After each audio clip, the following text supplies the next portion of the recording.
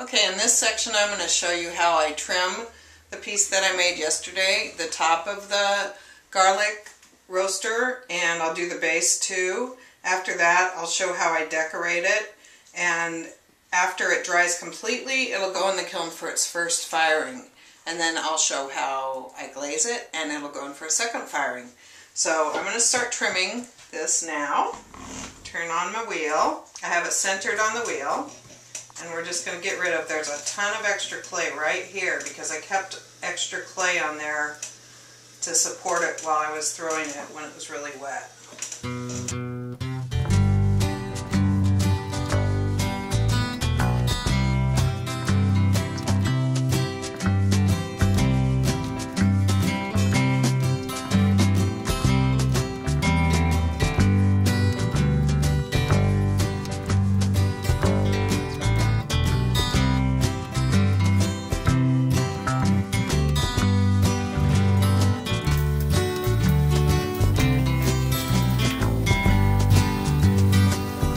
If my words did glow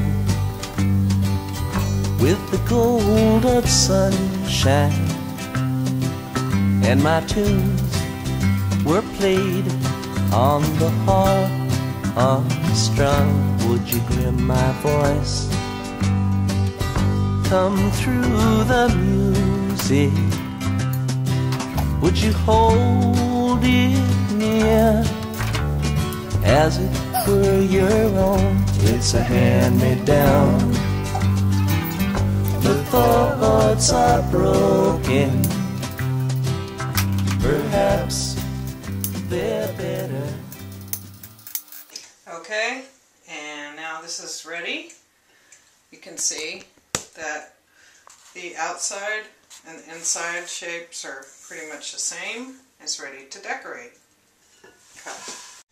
Okay, now I have the base on the wheel, and I'm going to trim the extra clay from that. Left unsung, I don't know,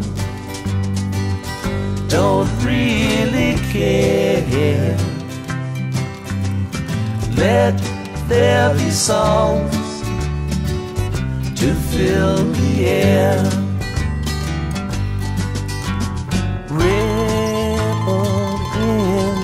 Still water, when there is no pebble tossed, nor wind to blow, reach out your hand. If your cup be empty, if your cup is full, may it be again, let it be known there is a fountain. That looks pretty good. A little bit thin right there, so I'll just pop that back out. And there's the base.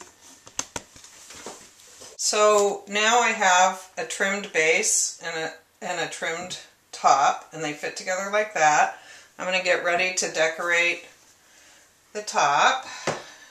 And I have a stamp with my initials. I usually stamp everything. Didn't get it hard enough. There we go. So it's got my little ammo on there. Okay, so that's ready. We can set that aside. Now I'm going to decorate this so that it looks like this one. So that it looks kind of like there's leaf patterns. And I'll show you how I do that. So I got this neat little device for Christmas, and my nurse friends will recognize it's like a syringe. It's going to give me a nice, even tube of clay to use to make those leaves. And that's what I'll be putting on this dome for the leaves. Okay, so I've cut some pieces off those little ropes of clay, and what I do is lay them on this lid to marks that I made so that we can get it kind of symmetrical. And I'm going to go all the way around and do that, and I'll show that to you when I have it done, and I'll show you how I smooth it out to make it look more like leaves. Okay, so now I've put the little rolls of clay on there, and they don't look that nice right now. I'll show you the technique I use for trying to make them look a little bit more like leaves or something organic sitting on top here. So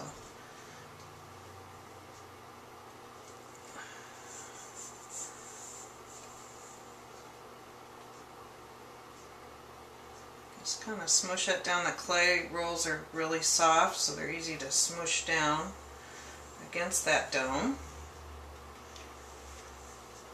And get my finger nice and wet.